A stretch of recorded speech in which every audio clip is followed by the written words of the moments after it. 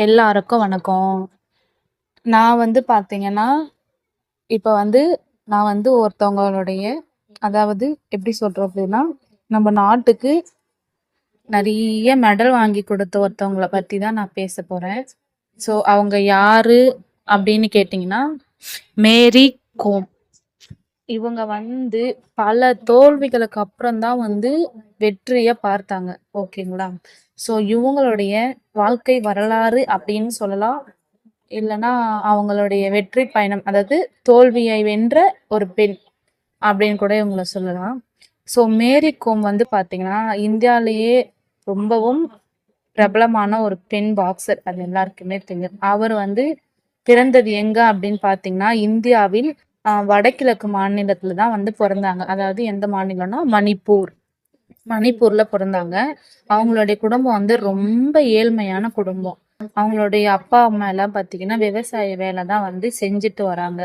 சரிங்களா friends? So சின்ன வயசுல இருந்தே மேரி கோம்க்கு வந்து ரொம்ப வேலை செய்வாங்க. அவங்க வந்து சின்ன வயசுல இருந்தே ரொம்ப வந்து வேலை செஞ்சுட்டே இருப்பாங்க. ஸ்கூலுக்கு போகும்போது, ஸ்கூல் விட்டு வந்ததுக்கு அப்புறம், இந்த மாரி அம்மா, அப்பாவுக்கு வந்து ஹெல்ப் பண்ணிட்டு இருப்பாங்க. வயல்ல போய் வேலை செய்றது எல்லாமே பண்ணுவாங்க. ஸோ அவங்களுக்கு வந்து பணம் வந்து ரொம்ப கம்மியா தான் அப்பல்லாம் கிடைக்கும். வசதியும் பார்த்தீங்கன்னா, பெருசா எதுவுமே இருக்காது. ஒரு நாள் வந்து அவங்க வந்து டிவில வந்து ஒரு பாக்ஸிங் ஷோ வந்து பார்க்குறாங்க. அப்போ அவங்களுக்கு ஒரு பெரிய கனவு ஒண்ணு இருந்திருக்கு. அதாவது என்ன கனவு இருந்திருக்குன்னு சொல்ல முடியாது, வந்திருக்கு. ஸோ நானும் ஒரு நாள் பாக்ஸரா ஆகணும் அப்படின்ட்டு ஒரு வந்து கனவு அவங்களுக்கு இருந்திருக்கு. அதனால அவங்க என்ன பண்றாங்க அப்படின்னா, ஆனா அவங்களுக்கு வந்து அந்த காலத்துல கிராமத்துலலாம் பார்த்தீங்கன்னா, நெறைய பேர் சொல்றாங்க, பெண்களுக்கெல்லாம் பாக்ஸிங்லாம் விளையாட முடியாது. அது வந்து ஆண்களுக்கு மட்டும் தான் அப்படின்ற மாரி நெறைய பேர் சொல்றாங்க.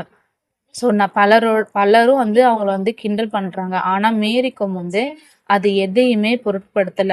அவங்க தினமும் கடுமையான முயற்சி வந்து செய்றாங்க. நல்லா பயிற்சி செய்றாங்க. காலையில 4 மணிக்கே எழுந்து ஓடி பயிற்சி செய்றாங்க. அப்புறம் பள்ளிக்கு போறாங்க. ஸ்கூலுக்கு போயிட்டு வந்து மறுபடியும் வந்து இப்ப அவங்களுடைய பயிற்சிய வந்து ஆரம்பிக்கிறாங்க. சில சமயம் சாப்பிட கூட பணம் இருக்காதாம். அந்த டைம்லயும் அவங்க வந்து பயிற்சிய விடாம செஞ்சிருக்காங்க.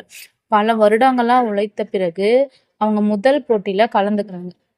அந்த போட்டியை அவர்கள் வந்து வெற்றி பெறுறாங்க. அந்த வெற்றி அவங்களுக்கு ரொம்ப பெரிய நம்பிக்கைய குடுத்துச்சு. பிறகு என்ன பண்றாங்கன்னா, அவங்க தொடர்ந்து போட்டிகள்ல கலந்து கொண்டு பல பதக்கங்கள ஜெயிக்கிறாங்க. உலக அளவிலேயே போட்டிகள்ல கலந்து கொண்டு 6 முறை வேர்ல்டு சாம்பியனா ஆகுறாங்க.